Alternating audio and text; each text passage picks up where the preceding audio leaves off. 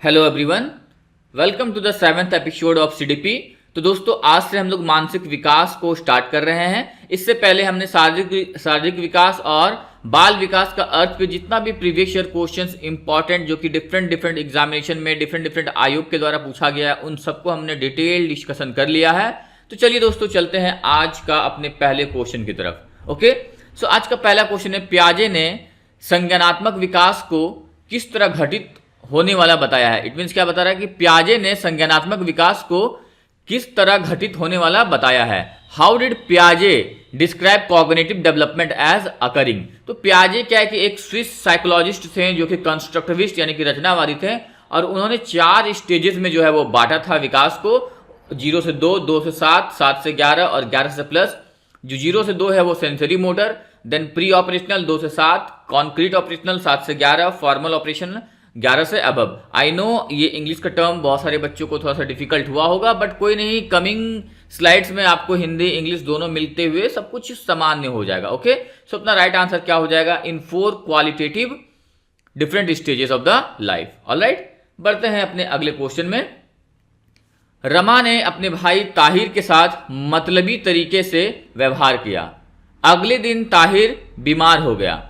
रमा ने निष्कर्ष निकाला कि उसने अपने भाई को बीमार कर दिया। ओके, कोई लॉजिक नहीं थिंकिंग में। पियाजे के अनुसार रमा संज्ञानात्मक विकास के किस चरण में है। ओके, यहाँ पे सिंपल सा बात, एक केस स्टडी दिया गया है। बहुत ब्यूटीफुली केस स्टडी के थ्रू भी आजकल एग्जामिनेशन में क्वेश्चन पूछा जा रहा है। सीटेट 2026 का बिल्कुल करंट क्वेश्चन है। देखिए, अब क्वेश्चंस का पैटर्न बिल्कुल बदल गया। अब प्रैक्टिकली आप चीजों को रट कर बस एग्जामिनेशन में जाकर आंसर प्रोड्यूस नहीं कर सकते। कितना बेहतरीन एक केस स्टडी देने के बाद जो है आप जो कॉन्सेप्ट है उसको अप्लाई करने के बाद जो है वो क्वेश्चन को सॉल्व कर पाएंगे। कह रहा है कि रमा अपने भाई ताहिर के साथ मतलबी तरीके से व्यवहार करता है और अगले दिन जो है वो ताहिर बीमार हो जाता है। तो रमा ये कंक्लूजन निकालती है कि उसने अपने भाई को बीमार कर दिया, उसने मतलबी तरीके से उसके साथ व्यवहार किया, इस वजह से जो है वो बीमार हो गया। एक्चुअली बच्चे क्या है कि हमेशा जो है ना एक कारण खोजते रहते हैं कि अच्छा हम ये कर रहे हैं, इसकी वजह से ये हुआ। ऐसे काउज एंड इफेक्ट वाला चीज खोजते रहते हैं, जिसको हम लोग पारगामी तर्क भी कर देते हैं। और इस चीज में बच्चा का क्या होता है कि एक स्टेज में कि उसका कोई भी तार्किक संबंध नहीं होता है, कोई भी लॉजिक नहीं होता है, वो कहीं से भी सोचना स्टार्ट कर देंगे और कहीं को भी सोचना अपना खत्म कर देंगे। और ये जो है स्टेज जो होता है प्री ऑपरेशनल स्टेज यानी कि पूर्व संक्रियात्मक अवस्था में बच्चा ऐसा करता है कि जहां पर कोई तार्किक संबंध नहीं है और वैसा संबंध और वैसा सोच उसके अंदर डेवलप होता है। सो अपना राइट आंसर क्या हो जाएगा कि रमा अभी क्या है कि पूर्व संक्रियात्मक यानी कि प्री ऑपरेशनल स्टेज में है। चलते हैं अपने अगले क्वेश्चन में। अगला क्वेश्चन कहता है कि पियाजे के अनुसार निम्नलिखित में से कौन सा समायोजन का उदाहरण है। ओके, समायोजन का मतलब क्या होता है, एकोमोडेशन का। इसमें से 4 एग्जाम्पल, उसमें से देखना है कि वो एकोमोडेशन का कौन सा उदाहरण है। एकोमोडेशन का मतलब ये होता है कि जो हमारा प्रीवियस नॉलेज है, जो प्रीवियस पैकेट्स ऑफ नॉलेज है, जिसको हम लोग स्कीमा कह देते हैं, उसमें कुछ रेक्टिफाई, मैनिपुलेट, मॉडिफाई करके हम लोग क्या करते हैं, एक न्यू चीज या न्यू इन्फॉर्मेशन हम लोग अपने कंटेंट में डालते हैं। तो क्या है पहला एग्जाम्पल, पहला ऑप्शन क्या है कि बच्चा पहली बार अपने जूतों को बांधना सीखता है। नहीं, इसमें कोई एडिशन नहीं या कोई रेक्टिफिकेशन नहीं है। बच्चा परिचित वस्तु के लिए नया शब्द सीखता है। हाँ, ये बिल्कुल सही होगा, क्योंकि पहले एक बच्चा कुछ चीज़ सीखा हुआ था, फिर उसमें क्या है कि एक नया चीज़ सीखता है। तो जब कभी भी नया चीज़ आता है, कोई एकोमोडेशन करके, कोई रेक्टिफाई करके, मैनिपुलेट करके, तो उसको हम लोग क्या कहते हैं, एकोमोडेशन यानी कि समायोजन। दोस्तों, हम लोग आगे जो है वो स्लाइड में बीच बीच में कहीं कहीं पर जो है वो अलग अलग कॉन्सेप्ट को लेकर स्लाइड रखें, जो कि आपको बहुत हेल्पफुल होगा चीज़ों को समझने में भी। प्रैक्टिस सेशन के साथ साथ छोटा छोटा कॉन्सेप्ट को भी हमने डिस्कशन किया है। आगे कि ब्रूनर के अनुसार मानसिक विकास की किस अवस्था में बच्चे अपनी अनुभूतियों को भाषा के माध्यम से अभिव्यक्त करते हैं। Okay, according to Bruner, in which stage of mental development do children express their experiences through language. मतलब ब्रूनर जो है वो क्या कह रहे हैं कि बच्चा जो है वो अपना एक्सपीरियंसेस को लैंग्वेज के थ्रू कब एक्सप्रेस करना शुरू करता है। तो जेरोमी ब्रूमर भी एक साइकोलॉजिस्ट जो कि चाइल्ड डेवलपमेंट के उनका कंट्रीब्यूशन भी अच्छा खासा है, और ये यूटेट में पूछा गया क्वेश्चन है। तो वो क्या है कि सिंबॉलिक स्टेज में बच्चा जो है वो क्या करता है कि सांकेतिक अवस्था में वो लैंग्वेज के थ्रू, भाषा के थ्रू, सांकेतिक माध्यम से जो है वो अपना एक्सप्रेशन या फिर अपना सब कुछ चीजों को एक्सप्रेस करने का कोशिश करता है। नेक्स्ट है कि पियाजे के अनुसार अनुकरण करने की प्रवृत्ति संज्ञानात्मक विकास के किस अवस्था से संबंधित है। ओके, अनुकरण किस अवस्था में जो है वो पियाजे ने बताया है। अकॉर्डिंग टू पियाजे the tendency to imitate, copy करना, ओके, अनुकरण, related to which stage of the cognitive development. Jean पियाजे ने 4 स्टेज दिया था, sensory motor, pre operational, concrete operational and former operational, जिसको हम लोग कह देते हैं कि संवेदी पेशीय, पूर्व संक्रियात्मक, ठोस संक्रियात्मक और औपचारिक संक्रियात्मक, जो कि 0 से 2, 2 से 7, 7 से 11 और 7 प्लस और 11 प्लस एज से रिलेटेड है। तो एक्चुअली इमिटेशन वाला एज यानी कि अनुकरण वाला एज जो है वो पूर्व संक्रियात्मक अवस्था में यानी कि प्री ऑपरेशनल स्टेज में होता है, जो कि उम्र 2 से लेकर 7 साल का बच्चा होता है। और इस अवस्था में बच्चे जो है वो अनुकरण, भाषा और प्रतीकों के माध्यम से सीखते हैं। तो जो 0 से जो 2 से 7 है यानी कि प्री ऑपरेशनल पूर्व संक्रियात्मक स्टेज, यहाँ पर इमिटेशन, अनुकरण को बहुत ध्यान से याद रखना, क्योंकि यही कुछ गोल्डन टर्म्स है, कीवर्ड्स है, जिससे बार बार एग्जामिनेशन में पूछा जाता है। तो अनुकरण जुड़ा है पूर्व संक्रियात्मक स्टेज से, जिसका उम्र है 2 से 7 साल। पियाजे के संज्ञानात्मक विकास के सिद्धांत के संवेदिक चालक अवस्था के 2 महत्वपूर्ण संज्ञानात्मक विकास मील के पत्थर क्या हैं? ओके, क्या कह रहा है कि अब संवेदिक चालक अवस्था में 2 इंपॉर्टेंट क्या क्या चीजों का डेवलपमेंट बताया है पियाजे ने। तो 2 important cognitive developmental milestone of sensory motor. Okay, संवेदी चालक में क्या क्या है? तो संवेदी चालक में एक तो पहला चीज आ जाएगा इसमें से, एनिमिज्म तो नहीं, क्लासिफिकेशन भी नहीं, object permanence and deferred imitation, यानी कि वस्तु स्थापित एवं स्थगित अनुकरण, ये अपना राइट ऑप्शन हो जाएगा। ये जो दोनों है वस्तु स्थापित और स्थगित अनुकरण, ये हम लोग का डेवलप होता है सेंसरी मोटर स्टेज में यानी कि संवेदी चालक अवस्था में। और ऑब्जेक्ट परमानेंस का मतलब ये होता है कि जब तक चीजें हमारे आंखों के सामने होते हैं तब तक बच्चों को चीजें याद होता है, जैसे सामने से चीजें हटा वो खत्म। और डिफर्ड इमिटेशन का मतलब होता है कि कोई चीज बच्चा को कई बार क्या होता है कि वो बाद में याद होता है। तो ये चीज जुड़ा है किस चीज से? संवेदी चालक अवस्था से, सेंसरी मोटर स्टेज से। होप आपको समझ में आया होगा। बहुत इंपॉर्टेंट कीवर्ड है object permanence and deferred imitation, sensory motor से जुड़ा हुआ है, बिल्कुल आपको याद रखना है, इन सबको रट के रखना है। ओके, थोड़ा सा हम लोग समझते हैं कि सेंसरी मोटर स्टेज का और क्या क्या इंपॉर्टेंट बात है जो हम लोग को जानना जरूरी है एग्जामिनेशन के लिए, जिससे हम लोग अपने एग्जामिनेशन में अपने ऑप्शंस को टिक करें। तो सेंसरी मोटर का जो स्टेज है वो क्या है कि 0 से लेकर 2 साल तक का है। देन इसमें क्या है कि बच्चा जो है वो सेंसेस के थ्रू सीखता है। और सेंसेस मतलब क्या है? जैसे कि देखकर, टच करके, स्मेल करके, देन टेस्ट करके। ओके, और यहां पर छोटा मोटा मोटर एक्टिविटीज यानी कि गत्यात्मक कौशल डेवलप होता है। फिर यहां पर जो सबसे मोस्ट इंपॉर्टेंट है वो क्या है? ऑब्जेक्ट परमानेंस, यानी कि जब तक चीजें हमारे आंखों के सामने हैं तब तक उस चीजों का याद है, जैसे ही चीजें सामने से निकली वो चीज हमारा गायब हो जाता है। और जैसे ही सेंसरी मोटर स्टेज यानी कि 2 साल खत्म होता है, हमारे अंदर क्या है कि ऑब्जेक्ट परमानेंस जो है वो हम लोग अचीव कर लेते हैं, मतलब हम लोग चीजों को अब हम लोग क्या है कि याद कर सकते हैं। और दूसरा एक इंपॉर्टेंट है डेफर्ड इमिटेशन, यानी कि कभी कभी कुछ चीजें हमको क्या है कि कुछ समय के बाद याद होता है, उसी को हम लोग विलंबित अनुकरण भी कह देते हैं। और ये एक 1 वर्ड स्टेज वाला है, मतलब बा, ना, दादा, ऐसा करके हम लोग जो है वो बोलना इस स्टेज में सीखते हैं। और गोल डायरेक्टेड बिहेवियर भी इसको कह देते हैं, क्योंकि बच्चा जैसे ही कोई चीज़ को देखता है, जैसे अगर बेड पे फ़ोन रखा हुआ है या फिर कहीं पर कोई सामान रिमोट रखा हुआ हो, तो उस चीज़ के पीछे बिल्कुल वो अपना गोल बनाकर उसके पीछे भागता है उसको पकड़ने के लिए। तो ये कुछ कीवर्ड्स यानी कि object permanence, deferred imitations, 1 word stage and goal directed behaviour, ये 4 कीवर्ड है जो कि सेंसरी मोटर स्टेज से जुड़ा हुआ है। ये आपको बिल्कुल ध्यान में रखना है, अगर एग्जामिनेशन में कभी आए तो इन चारों वर्ड्स को हमको जोड़ना है किसके साथ? सेंसरी मोटर के साथ, यानी कि संवेदी काल के साथ। ओके, आगे है कि रस्सी कूदते समय पैर रस्सी में फंसने के कारण आउट होने के बाद अरु कहती है कि रस्सी ने जानबूझकर आउट किया। जीन पियाजे के संज्ञानात्मक विकास सिद्धांत के किस अवस्था में बच्चे इस तरह का तर्क देते हैं? होप समझ में आ गया होगा। देखिए ये भी कितना ब्यूटीफुली और केस स्टडी के थ्रू क्वेश्चंस है। मतलब कि एक बच्चा है अरु, और वो क्या है कि रस्सी कूद कर रहा है, और रस्सी कूद करते समय क्या होता है कि वो आउट हो जाता है। तब वो रस्सी को जो है वो ब्लेम करता है कि इस रस्सी ने मुझे जानबूझकर जो है वो आउट किया। बट आप सोचो कि रस्सी क्या है कि वो नॉन लिविंग थिंग है, तो उसके पास उसको अरु से कोई मतलब नहीं है, उसको कोई गुस्सा है ना, उससे कोई खुशी है ना, कोई उससे मजाक करना है।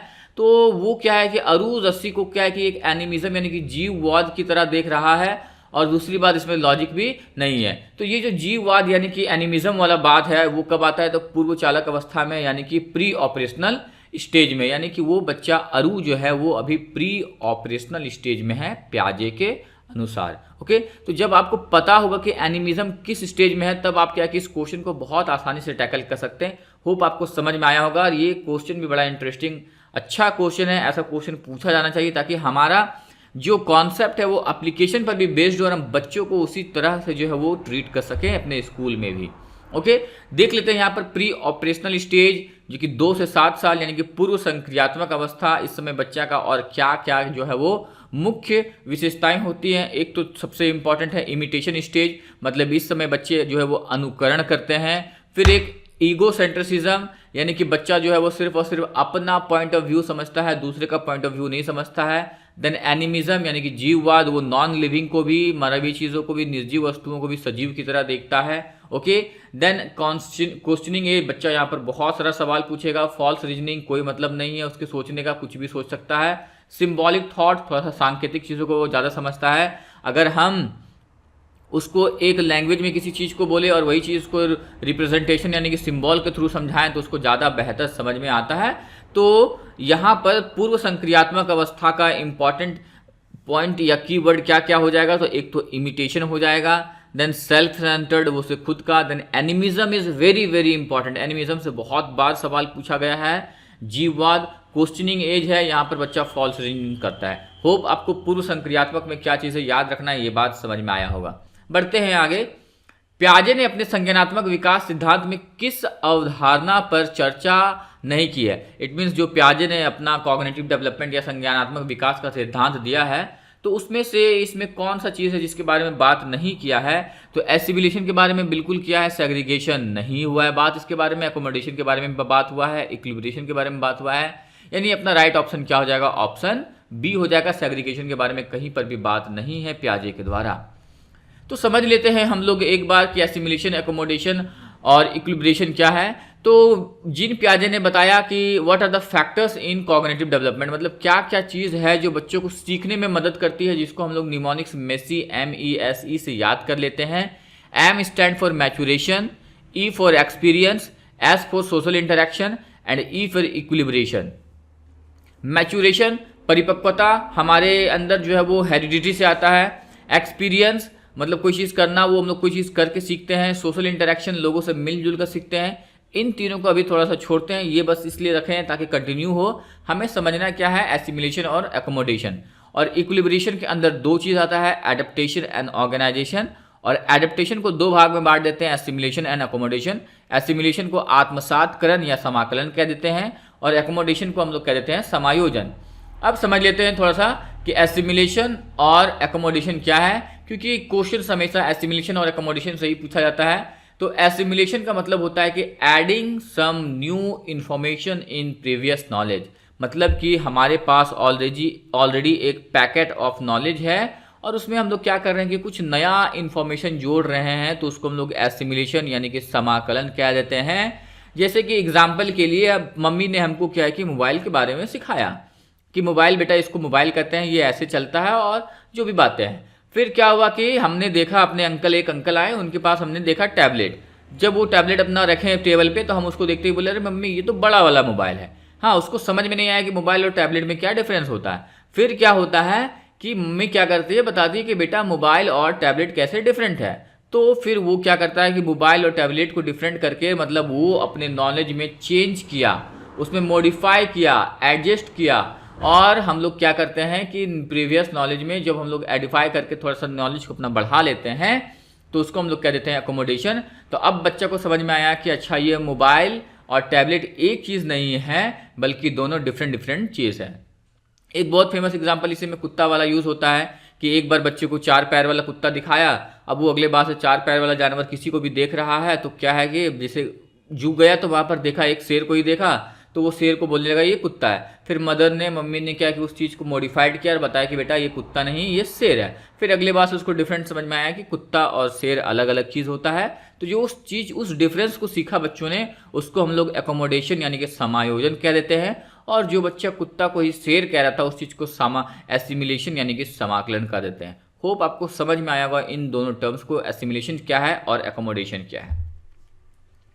नेक्स्ट है कि जीन पियाजे के संज्ञानात्मक विकास के सिद्धांत के अनुसार निम्नलिखित में से कौन सी क्षमता मूर्त संक्रियात्मक सोच को पूर्व संक्रियात्मक सोच से अलग करती है। इट मीन्स क्या कह रहा है कि जो जीन पियाजे का कॉग्निटिव डेवलपमेंट है उसमें से क्या चीज़ जो है वो कॉन्क्रीट ऑपरेशनल थिंकिंग को अलग करता है प्री ऑपरेशनल से। मतलब सिंपल सा बात है कि कॉन्क्रीट ऑपरेशनल प्री ऑपरेशनल से कैसे अलग है, मूर्त संक्रियात्मक सोच पूर्व संक्रियात्मक सोच से कैसे अलग है। तो जो इसमें से एग्जाम्पल है तो इसमें देखें तो जो डिसेंट्रेशन है ये अलग करता है कॉन्क्रीट ऑपरेशनल को यानी कि मूर्त संक्रियात्मक को पूर्व संक्रियात्मक से। और डिसेंट्रेशन का मतलब क्या होता है कि जैसे पहले समझते हैं सेंट्रेशन क्या होता है। तो जैसे ये एक कंटेनर है और एक कंटेनर ये थोड़ा सा पतला है और ये थोड़ा सा चौड़ा है, और बच्चे से जब पूछा जाए कि क्या दोनों में पानी बराबर है तो बच्चा एक एस्पेक्ट में देखता है और ये इसको देखता है लंबा, इसको देखता है चौड़ा, तो बोलता है कि नहीं बराबर नहीं है, ये लंबा है, इसमें ज़्यादा है।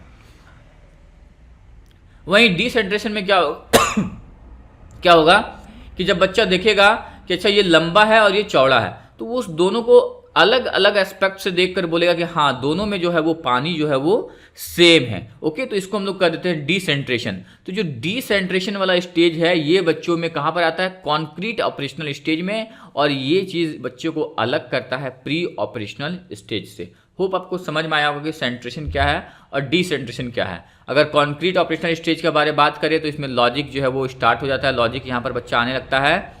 देन यहाँ पर कंजर्वेशन, क्लासिफिकेशन और सीरिएशन, मतलब इस तरह का चीज़ कि एक लंबा हुआ अगर कोई कंटेनर होगा और चौड़ा होगा तो दोनों बराबर होगा, और जो शेप है उस चीज़ को, जैसे कि ये स्क्वायर है, ये रेक्टेंगल है और ये हेक्सागोनल है, इन सब चीज़ों को डिफरेंट कर पाता है। असेंडिंग ऑर्डर डिसेंडिंग ऑर्डर को बच्चा कर पाता है।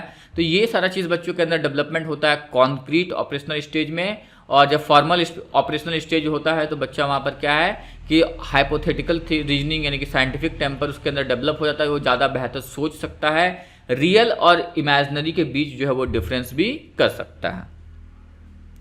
आगे है कि विकास के किस पहलू में तर्क, चिंतन और समस्या समाधान की व्याख्या की जाती है। Logic, thinking and problem solving जो है वो किस एस्पेक्ट में डेवलपमेंट का जो है वो एक्सप्लेन किया गया है। तो यहाँ पर देखें तो संज्ञानात्मक विकास यानी कि कॉग्निटिव डेवलपमेंट में, क्योंकि सोशल अलग है, मोरल अलग है और मोटर अलग है, तो संज्ञानात्मक में जो हम लोग तर्क, चिंतन और समस्या समाधान इन सब चीज़ों के बारे में बात करते हैं। एक कथन वाला है क्वेश्चन, समझते हैं क्या है कि शिक्षार्थी जो पहले से जानते हैं उसके आधार पर अपने ज्ञान का निर्माण करते हैं। बहुत सही बात है, जो पहले से जानते हैं उसके आधार पर ज्ञान का निर्माण करते हैं। पैटर्न ढूंढना और पिछले ज्ञान के साथ जुड़ाव बनाने से शिक्षार्थियों को जानकारी को सार्थक रूप से संशोधित करने में मदद मिलती है। ये भी बहुत सही बात है। ये मतलब एसिमिलेशन और अकोमोडेशन का बात हो रहा है, तो both the statements are correct and R is the correct explanation of A हो जाएगा। आगे है कि जागृति को पता चल गया कि उसका कुत्ता रस्टी एक गोल्डन रिट्रीवर है।